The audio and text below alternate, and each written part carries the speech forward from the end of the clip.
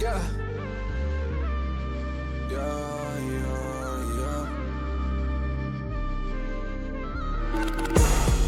تليفوني عالصامت، تعرف أنا مش فاضي، موضوع مش ضابط. تعرف أنا مش فاضي، تتكلم عن شي غير ماني قدامي. أنا مش فاضي، تتكلم عن شي غير ماني قدامي. أنا مش فاضي، تليفوني عالصامت، تعرف أنا مش فاضي، موضوع مش ضابط. تعرف أنا مش فاضي، تتكلم عن شي غير ماني قدامي. أنا مش فاضي، تتكلم عن شي غير ماني قدامي. أنا مش فاضي.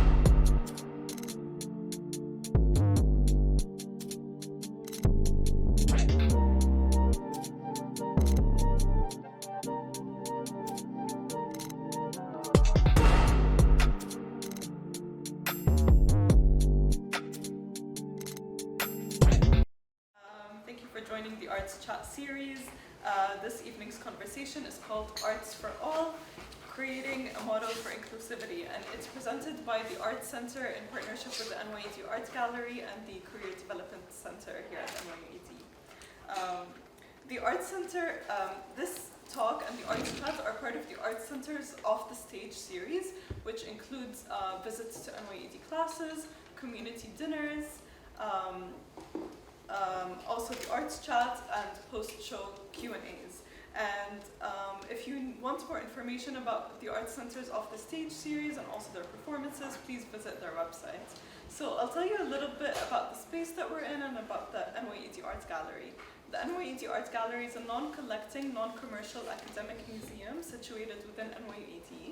And right now we're in the reading room. So in the reading room, it's attached to our art gallery, and we contain reference material that's curated every exhibition with reference material for the exhibition.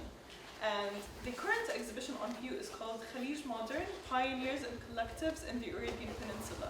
This exhibition traces the modern art history in the Gulf, so the Gulf countries, from the early mid-20th century until 2008. So please feel free to visit the exhibition. It's open for all and it's free. We open from Tuesdays to Sundays from 12 to 8 p.m. So please join us after the talk. And I just want to welcome our panelists and say that we're thrilled to have you here. We have the Candoco Dance Company, Artistic Director Charlotte Darbyshire, dancers Ben Esch and Marketa Stranska, and we also have the founder of Heroes of Hope, Hollie Murphy, and this panel is moderated by NYUAD senior student Tegan Mountcastle. Thank you very much. Please enjoy the talk. Thank you. Hi everyone, good evening and welcome to this evening's Arts Chat, which is about Arts for All, creating a model for inclusivity. And we're going to be discussing inclusivity both in the Gulf region as well as abroad, and not just limited to the arts, also sports and just society in general. So thank you so much to everyone for being here. And I'd first like to open up the discussion with a group question, which is, why do you think it's important to practice inclusivity in all fields, and specifically in the arts or in sports, whatever is your specialty? And anyone can begin. I think you go on ahead. Okay, I'll start then. Right. We're working it out. We're working it out. I'll go this way, Louis.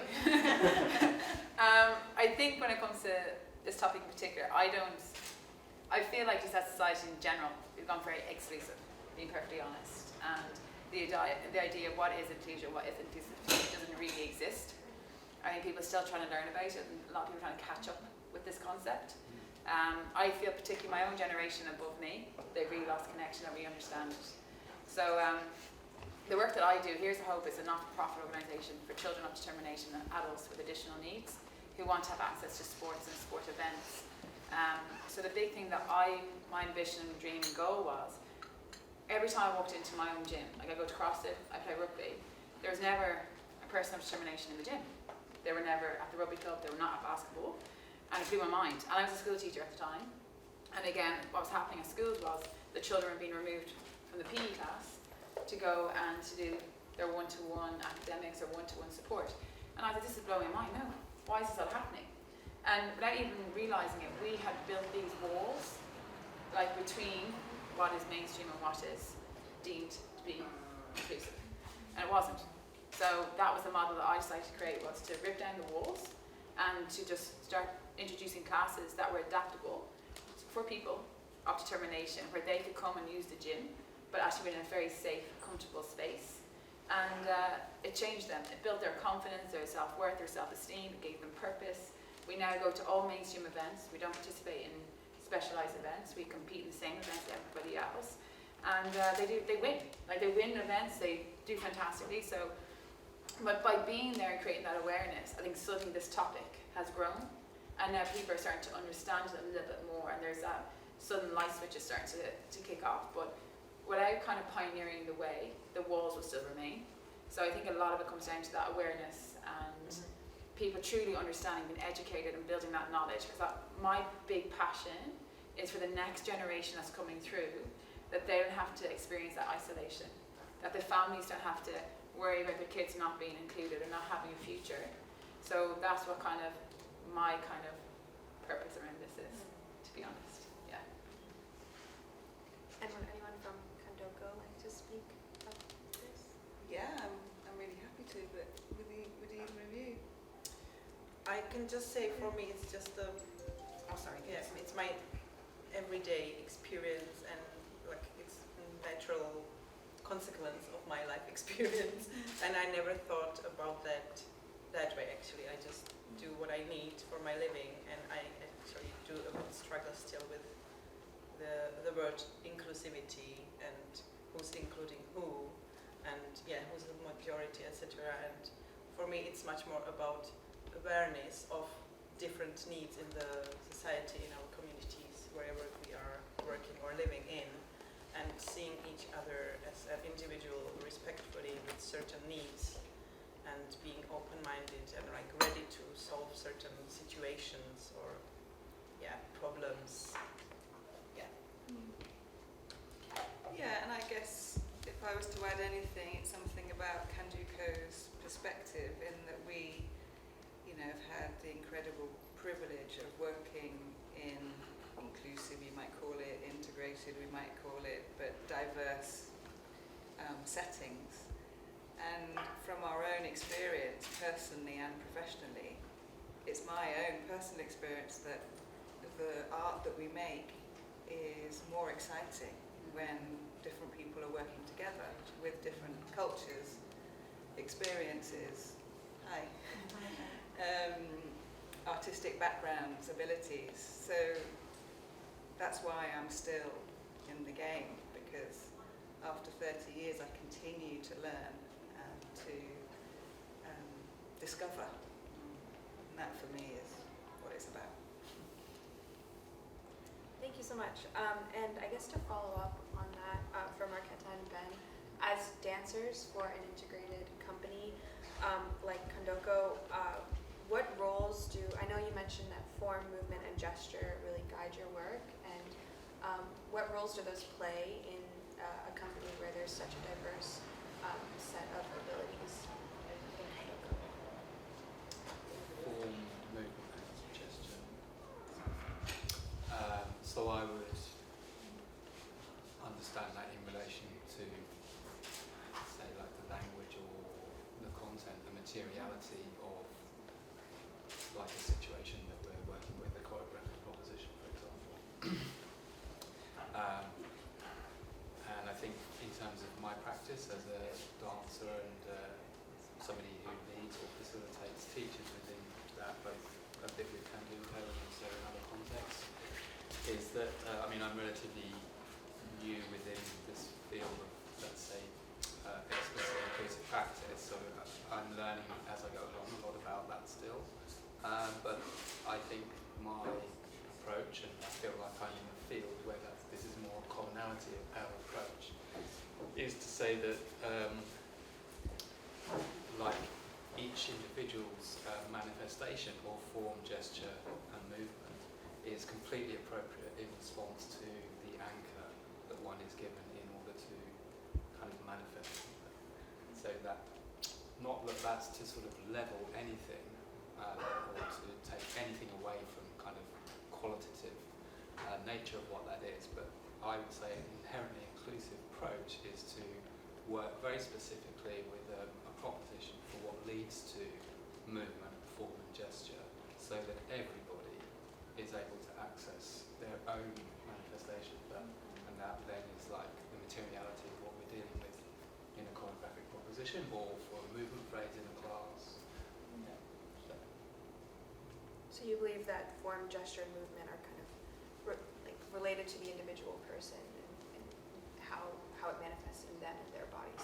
I think that we're always all dealing with form, gesture, and movement every moment. Like everything that I'm doing, the guy who birthed this concept of emotional anatomy, Stanley Kielman, he said that the body's innermost desire is for its expression to be received.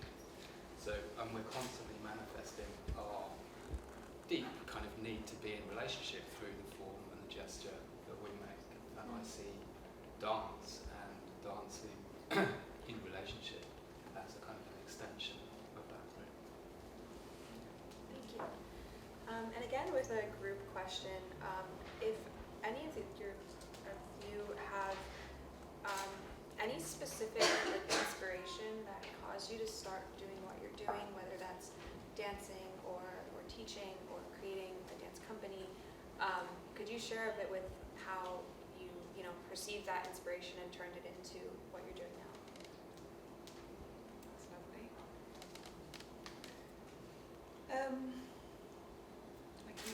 I can share that my grandfather actually founded a school for young disabled children, and it was the first residential school in England. And my parents worked there, and I was born there. So I lived there for 5 years. So I was brought up in a diverse and inclusive environment. And my mother was a ballet dancer. So I was very fortunate because I was brought up in dance and disability, and where I very personally sit within that conversation has been the foundation of my life. And then, so when I went to college, I was actually quite depressed by the lack of diversity, and the training to me felt kind of military. We were all striving to look the same and to do the same, and those that looked and replicated the forms of the already established movement language were the ones that were most successful. And so I began my own group with the principal's son, who was disabled. And so when Candoco came and did a workshop in our area, we went. And out of that grew Candoco. So it really came out of a genuine curiosity in movement and what we can do together that we can't do on our own. And that was incredibly inspiring time for me, because it was applying all your experience, everyone applying all of their experience of movement and their lived experience to create artwork together. So, Yes, that's beautiful. Thank you. Does anyone else have inspiration to share? I think me, I was working at home in Ireland at the time, so I was sports coach at home and swim coach, training. I was at university at the same time, but my summer times used to be spent coaching children with special needs swimming, and also the summer camp that I used to be part of used to accept children with special needs into summer camps. They used to integrate like mainstream kids. I absolutely loved it. I did it for 8 years. I qualified and had a job and everything, still went back. And it was actually until I actually moved here, that was 13 years ago, that I realised that the provisions in place in the UAE at the time just weren't there. And I witnessed some conditions for children with special needs that were a bit outdated, to say the least. And it kind of, I wouldn't say it inspired me, it just kind of gave me a purpose and a mission. I just had this mission in me, I was like, this needs to change. And that's kind of when I just couldn't stop thinking about what needed to be done and how could I what do I need to put into place, and then it just kind of took over, to be honest. And I think when you start working with these children and you start to see the changes in them, the progression happening, the joy it brings to the families are so grateful and so thankful for what we do. And I'm like, it's nothing in comparison to what you do on a day-to-day basis, but you're very welcome. I think just having your work being so valued and so appreciated, it inspires you to do more, and it drives the community together with the same purpose, the same ambition, the same attitude. I think being around that, you can't put a price on it, to be perfectly honest, and that's what keeps you going every single day. 2 years ago, I ran 7 marathons in 7 days to raise money for Heroes of Hope and the Altila Foundation, and everyone said to me, how long were you training for? I said, I didn't train. I said, you're joking. I said, no, I did not train for these marathons. I was already physically fit, like. But I said, I ran it because, I swear to God, I wasn't fit at all. I was fit, like, but I wasn't. I don't know. But I just kind of had this burning desire and mission inside of me to raise increased awareness for people of determination.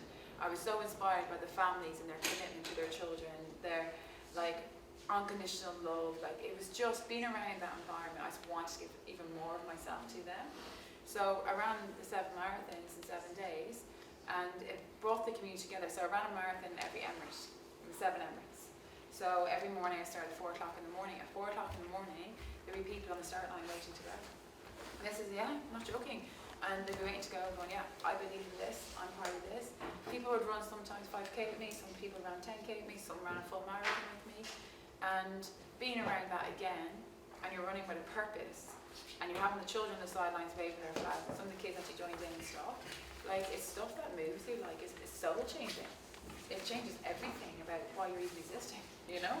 So I think when you surround yourself in a very diverse community of people, as you were saying, and you all come together for this mission, it brings out the best part of you, and it becomes very addictive, actually. And you just want to keep going and keep giving, you know? So yeah, that's what kind of happened with me.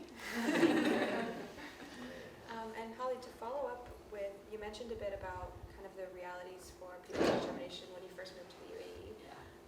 Could you talk a bit more about challenges you faced that are maybe UAE specific or just based on your time in the UAE, and also cultural differences that you've experienced as, you know, you're starting a nonprofit in a country that you're not from, and how has that been for you? There's a couple of things here. I think I'm talking from the experience of some of the families here at the time. I don't know how much it was too graphic. They had some of their children who were locked in rooms. Their children were fed through like flaps in a door. Children unfortunately were pinned down to the beds because of their fits or whatever. People didn't know how to manage them, so they pinned them down and put them in chains and stuff. And I actually witnessed that one time. And then another time I witnessed a residential care home where adults of determination were literally on very heavy medication. We were sitting there as left basically. But bear in mind, we're going back to a generation where there was no, again, awareness, education, and understanding. So from those type of experiences and listening to some of these stories, it is heartbreaking, and you're kind of like, oh my God. But has there been a complete transformation and attitude change? Absolutely. Like, we were talking about this earlier, is like we're preparing to open up the first ever gym for people of determination here in Abu Dhabi. The Heroes of Hope gym, please God, all going well, we'll have that going on. 13, 14 years ago was non-existent. To have, first of all, a person of determination playing sports or to even do dance, it just wasn't here. The criteria wasn't in place, the provisions were not in place. Like I said, there was taboo about it. Families were embarrassed to have a child of determination. It was kind of like, what do we do? Who can we go to? Who can we help? There was like this essence of desperation almost from some of the families. But I do feel like over time, like especially with the Special Olympics that was held here in Abu Dhabi, it was a remarkable experience. It brought the nations together. It really brought, I think, this whole country together, being honest. And they did the country very proud. It was a fantastic experience. And honestly, I came away from that like totally. I cried for about a week. I was like, I can't believe it's over. Like, it was such a phenomenal experience. And it was just, again, being part of a community where everyone was so different. Everybody was so happy. So I think that is where a lot of the progression has started to really kick off, because for the first time ever the country put people of determination on this massive platform, not just here in this country, but globally. And I think that's where everyone started to learn more. More and more people were involved in those games. Suddenly people realised that being around a person of determination is actually not scary, or it's not actually weird. They're actually she brilliant? Like they're so much fun to be with. I think this is where the attitude change has started, and this is where all the strategies now and provisions are in place. So for me personally, watching the change and transition over the last kind of 10 to 15 years, it has been remarkable. And to be part of the journey and be kind of pioneering our own little bit in this has been quite rewarding actually. So I think for the UAE stance right now, it's really good, like it's fantastic. So, but it's great that they've learned and they know that change had to happen. I'd hate to be sitting here now saying no, it's still happening, but it's not, thanks to God, and things are moving in the right direction. So yeah. Great. And I'm noticing a trend of what you're saying of like helping people of determination take up space and like be visible and play games and take part in things that other people do, and I think that's really important. And Marketa, that reminds me of, I know you're interested in kind of like the everyday moments in our lives and like the space that we take up in the world, and I wanted to ask kind of like how these everyday moments that you talk about inspire your work, and what advice would you give to other artists who are inspired by those things as well? Because I'm also educated in physiotherapy, so it's my daily, when I worked as physio, so it was my daily routine, like observing everyday stereotypes, either of my body or my client's body, and what's wrong, what causes the pain, and there was like extracting these principles, and being also a dancer. So when I was in the studio working on my own work, so I just took those physiotherapeutical principles and our natural stereotypes of moving and played with them within choreographical principles, how to extend those, how to vary those within dynamics, different textures, qualities. And this is a kind of accessibility for me. It's because many people say like, oh, I cannot dance because of this and that, blah, blah, blah. And I see, we all can dance. Like if we see these simple little structures, we all do know so well. And just if we offer a bit more tools, like you can actually, I don't know, I like, for example, if you stand and then you go to sit down on the chair, how many different ways you can do it actually.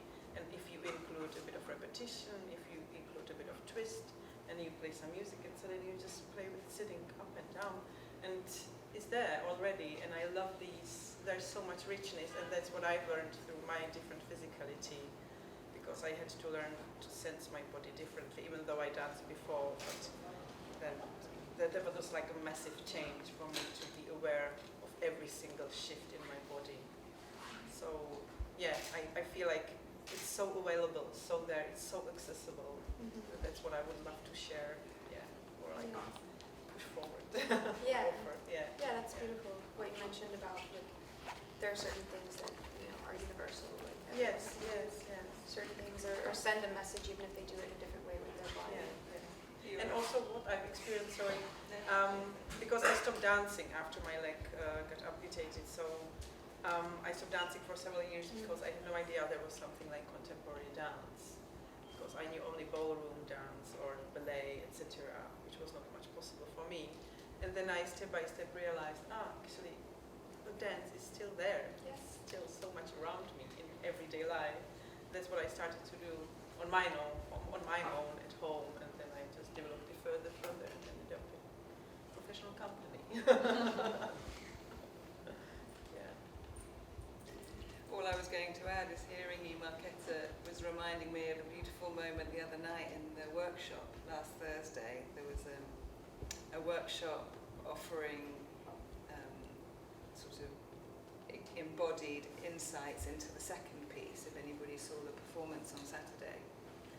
And Joel, one of the dancers in the company, uses a wheelchair, was leading a warm-up, a very kind of simple rolling, non-stop rolling. And so we were all engaged in this, and I think at some point he said, and we're just so you know, we're dancing. And I sort of laughed to myself, and I looked around the room, and I could see there was a kind of qualitative shift, a realization realization that each of us was dancing in a very authentic and unique way. And it's something that I love about contemporary dance, but particularly the second piece for those that saw it, where Janine Durning, the choreographer, is integrating, each person is engaged in their own movement language in relation to the choreographic score and the tasks, and how she sort of integrates that with functional material, that you're moving a chair, lifting a table. The function of moving furniture is as much the dance. She takes the hierarchy out of the movement. So she's saying, this movement is no more important than this, or this part of the body is no less important than that. And it's liberating to perceive all movement as dancing, because dancing is conscious movement, or movement in relationship. And Ben, I wanted to ask if being in the dance company has kind of made you view dancing differently, being exposed to dancers of all levels of ability, because that's pretty uncommon that there are companies that are that way. So has it kind of made you think about dance differently, or approach it differently, or try new forms of movement? I don't know, actually. Okay. Maybe it's kind of like bringing it into focus in a different way, or it lets me spend a lot more time like directly in relationship to it, where I may not have been so present or conscious to that. But I think I don't know, I'm not like pretty good at sort of being self-congratulatory, but I think that my approach over time has been fairly sort of democratic anyway, which is possibly partly why Charlotte and the other artists might have been interested in inviting me into the group. I did a couple of things with them prior to that. Yes, Ben was one of the artists that we all knew of from 20 years, and we'd invited to teach company class or an international summer school, because, as you say, there's an inherently inclusive is the word we're using, but expanded or open. I was just trying to reflect on that little bit while I was listening to Marketa, what you were sort of sharing about, in a way, kind of paying attention to or amplifying an awareness of these pretty much everyday activities that we all engage in, and what you're reflecting with Janine's kind of like deprioritising sort of any kind of hierarchy about like what movement can be dance or not. And I think this term was coming up for me about common, like in Britain we talk about the common as the land which like everybody has a right to at a certain point in time, or the common weal is almost like this sort of public kind of thing that we can all, like we all have a right to. And I think that, that looking at dance and movement in those ways is almost like this kind of common weal. And what I love about it so much is that I think when we can begin to fertilise environments, whether they're dance, whether they're sports, whether they're theatre, whether it's any, I don't even know what, with like, it's just this like, you just change slightly how you think, or how you like have a perspective on something, and then you're in touch with this like common will. Is like, actually we're all already doing it anyway. So and then I just think that just brings this beautiful value to like the way I can appreciate you, or you can appreciate me. It's like I feel like it literally changes the way that I see like my perspective, like the world kind of. I see it in like a slightly different way if I just remember that actually I'm pretty much like like underneath. So that's what I try to bring to my environment when I'm dancing with you, or when a choreographer is asking me to do something, or when I'm teaching. I don't really like the word teaching, but facilitating a movement class for people, sometimes dancers, sometimes somebody, a person of determination in the room, or several people, sometimes somebody's an architect, somebody's a writer. There's like this kind of situation that we can be in, and if it's just like clear enough, like in terms of the attitude, like how do we go about doing this thing together? And I think like what happens there is greater than what we can imagine.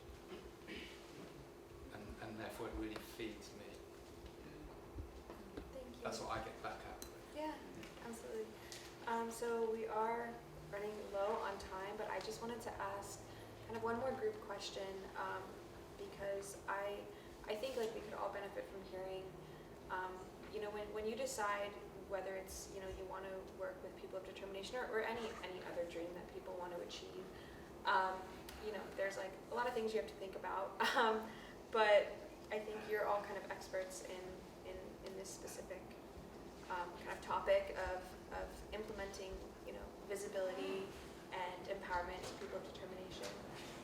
And I was wondering if you had any kind of like specific, like one piece of advice to someone who wants to, you could either talk specifically about work with people of determination or start a nonprofit, a general nonprofit, or yeah, what's one piece of advice to kind of get started on that?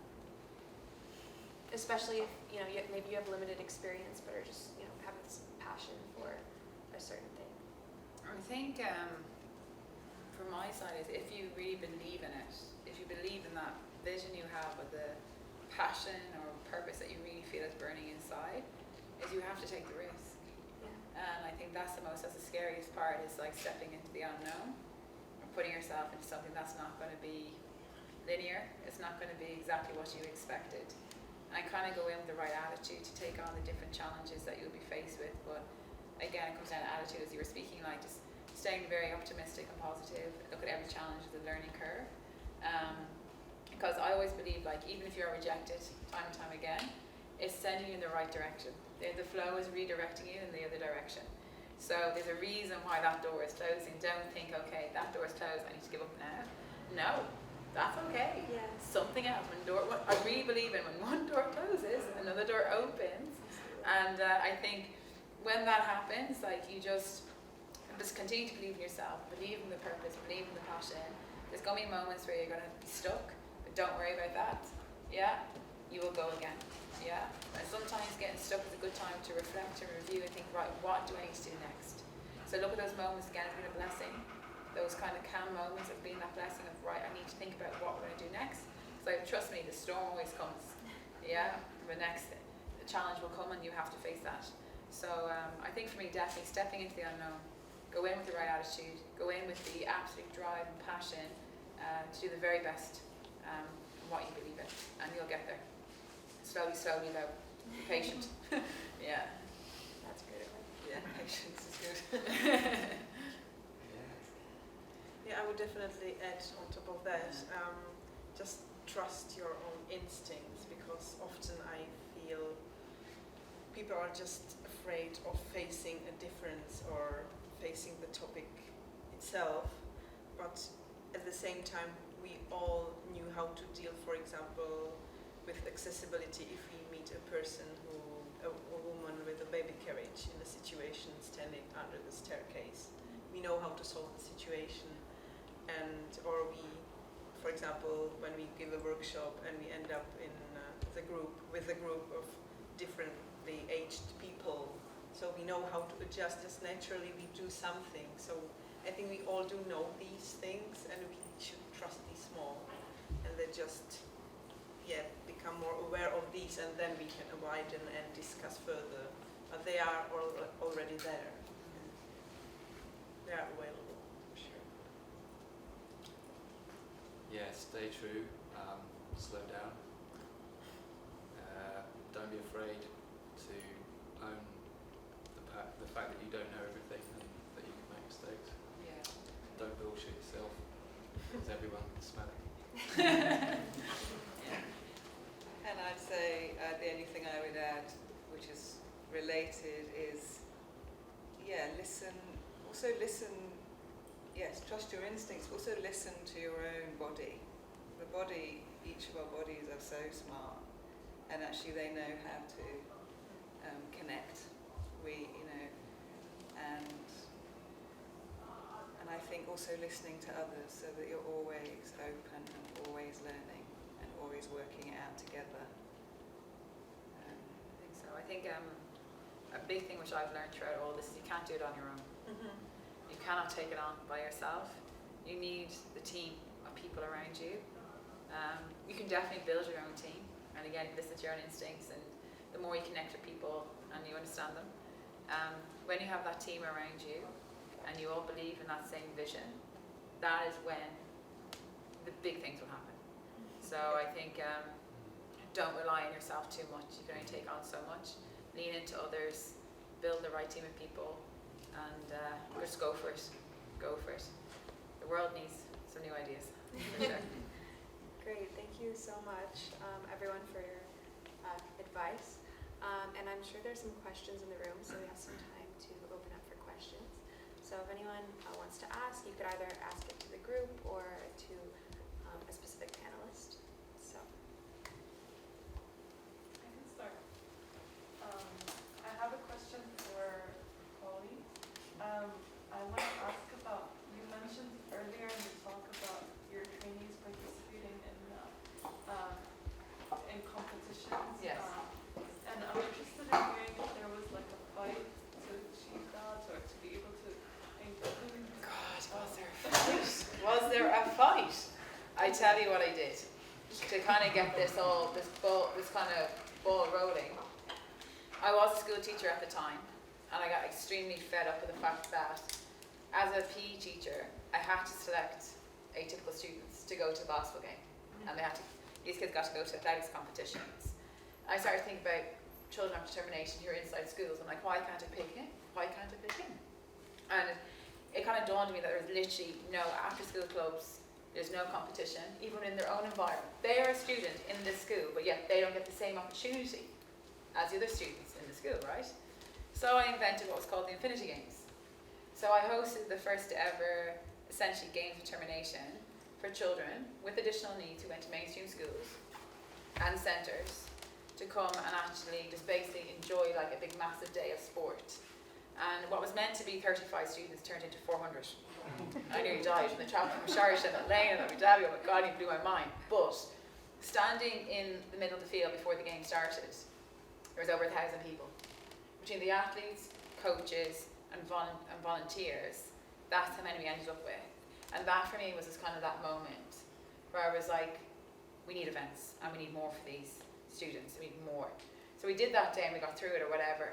But then afterwards I kind of just took it upon myself, like if I saw a race happening at the weekend, I'd ask, I'd be like, can I bring some kids? But the Infinity Games changed things because some of the events organisers came to it and they saw it. Then afterwards they came to me going, do you want to bring your kids to a race at the weekend? I said, yes, I do. So I went, bring the kids to a mainstream event at the weekend. Other event companies would see it. The next thing you get another phone call. I have another race coming up in 2 weeks' time. Do you want to come? Yes, I do. I never said no. That was a big thing. I never said no, and I always made sure that they were there and we got to do stuff. And for me, I always talk about this, and this is always the pinnacle event in my head, was we did a Garmin Quest challenge. Abdullah, I know he's here in the room. Yeah, he's there in the back. So Abdullah knows like this, and so Abdullah, guys, by the way, he's the other half of here is a hope. Yeah. So that one for me is kind of a very pinnacle moment. I think that was a game changer for Here is a Hope in terms of events. We took on a challenge where I selected 11 students, 11 athletes with special needs to compete in an adventure race. So they had to cycle 13 kilometres, run 5 kilometres, and kayak 1 kilometre. And we did it. And it took us 5 hours. It took the atypical athlete an hour and a half to 2 hours. But we did it. They were taking down the bandstand and everything as we arrived over the finish line. Thanks be to God, Abdullah and Desert Shield and the rest of the crew, they came running back through the adventure kind of race to come and find us and bring us through.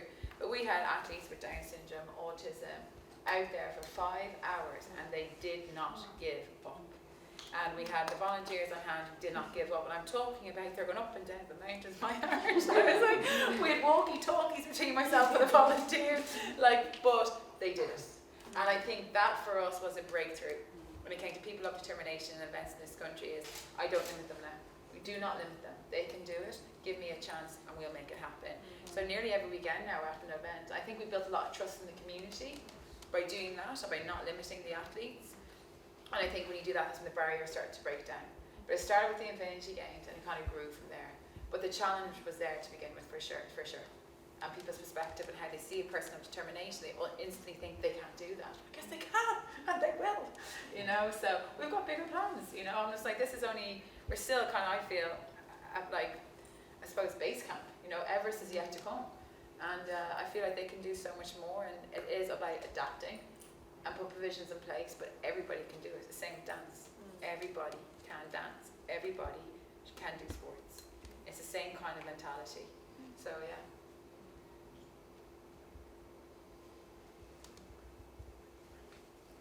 So my question is for the whole panel. It's dedicated to dance itself, but there was a mention about how dance is for everyone, but not every dance form is inclusive. What makes contemporary dancing more inclusive, or why are other dance forms exclusionist?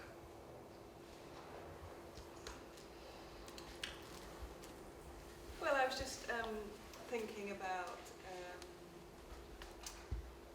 we had the privilege, some of us, to go to the Louvre today, and it was wonderful. We were taken on a tour, and there's a quote on one of the windows, which I'm probably going to misquote, but it was something about, don't repeat what's already been,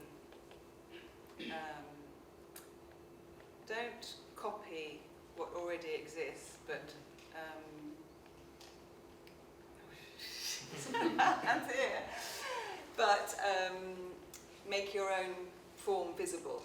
I'm really misquoting it, but it was something about that I understood as we have the privilege to look over art, some of the multicultural art history, how, you know, for a very long time, certainly in dance, there were already established movement languages and very traditional aesthetics. And I think the thing with contemporary is it parallels the modern art movement, where it became about individual artists or collection of artists creating their own form and their own style and creating their own agenda and saying, you know, their own concept. And I think this is what contemporary art affords us or allows us. And of course, you know, everything that has gone before it provides that platform to kick against or be aware of. So yeah, for me it's related to all the arts.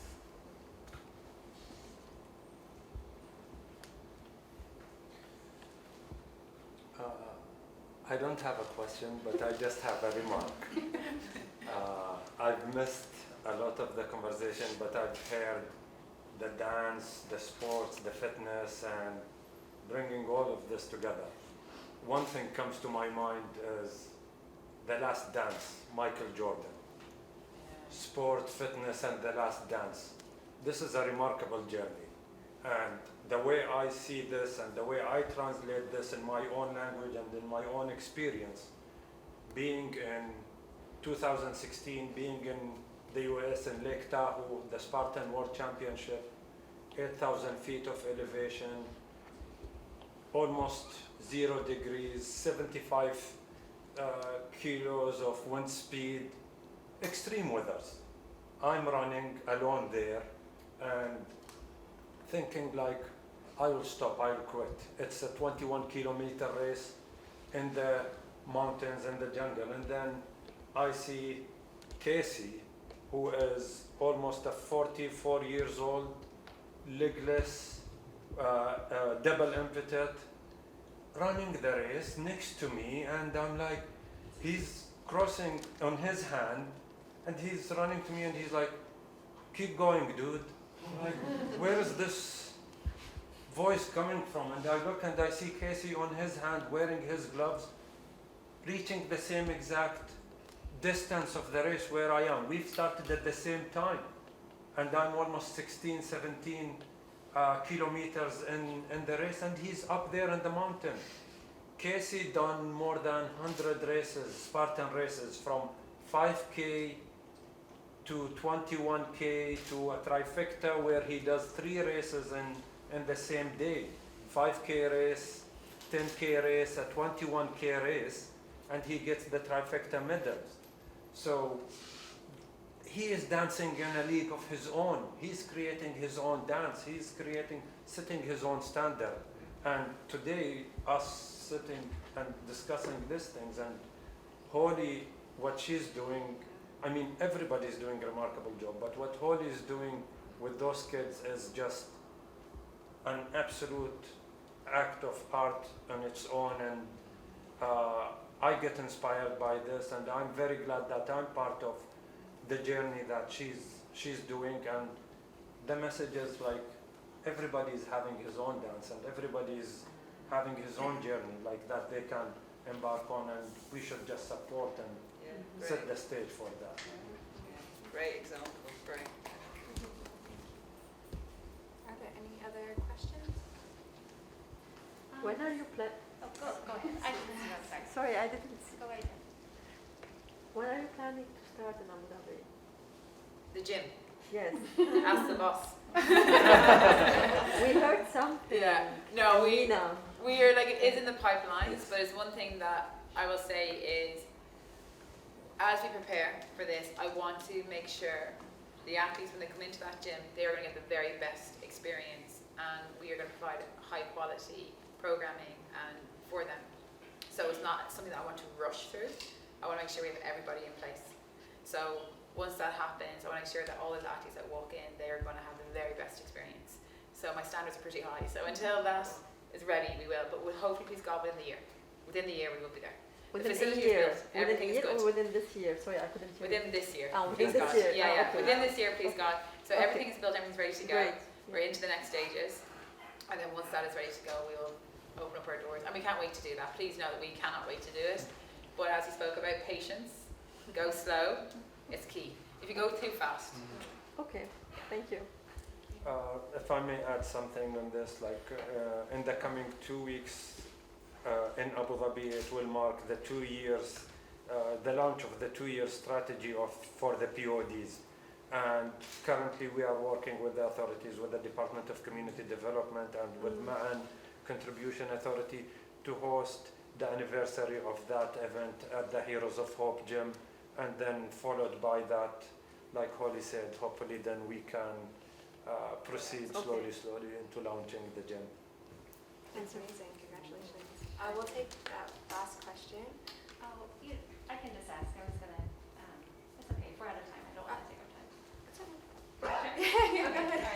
Well, not as interesting as your question. So thank you, because I'm very interested in what the work you're doing. But I am a choreographer, and I'm curious to hear from one or maybe two of the dancers or Charlotte about choreographic invention in the space where there is a need to solve a problem is not the right word. There need to fill the space or the time or the energy flow, but because of the different abilities in the room, could you speak a little bit to how choreographic invention is happening in space and time, even on stage in performance? Because I was inspired to see things that felt like they were problem solving all the time on Saturday night, that I loved, that are things that I don't think as a choreographer, if I was in the studio,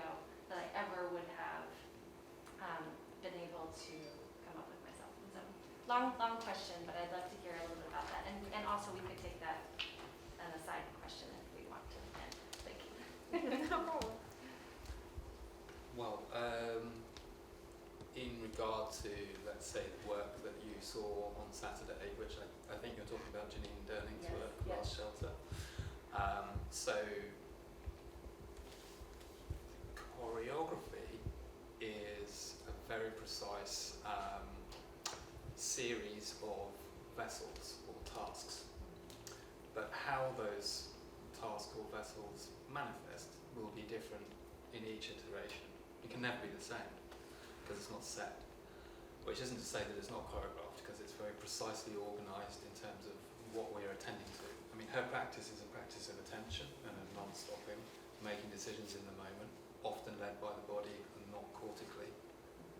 There's some degree of almost like a flow state that you get into where your body, in a way, the grace of that is making the decisions for you.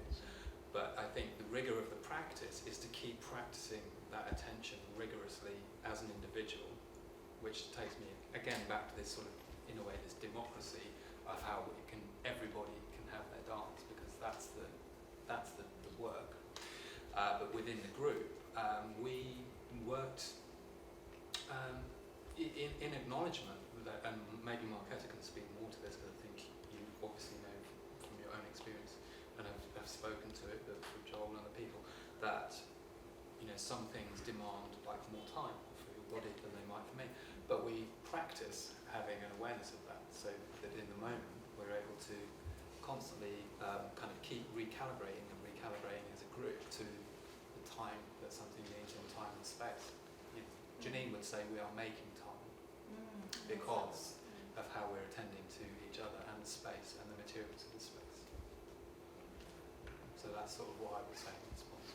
Yeah, because the principles and this course are so precisely defined, and we all just perceive that information and translate it to our physical language and demonstrate it. And then, what were differences that unexpectedly came up was different timing or different need of time to get somewhere or to do a certain movement, or how to the translation might be very physically different some places, but actually enriching and acknowledging these is essential. That acknowledgement of it, anything other than acknowledging it, I perceive to be reductionist. It's like taking away in order to accomplish something that is already one step removed from what's actually happening.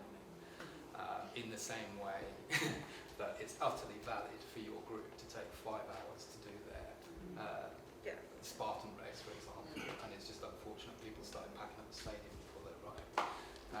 Unfortunate is not the right word for it, but let's take the time that it takes, because that's what it takes. Yeah, and also there is a constant communication and feedback going on back and forth.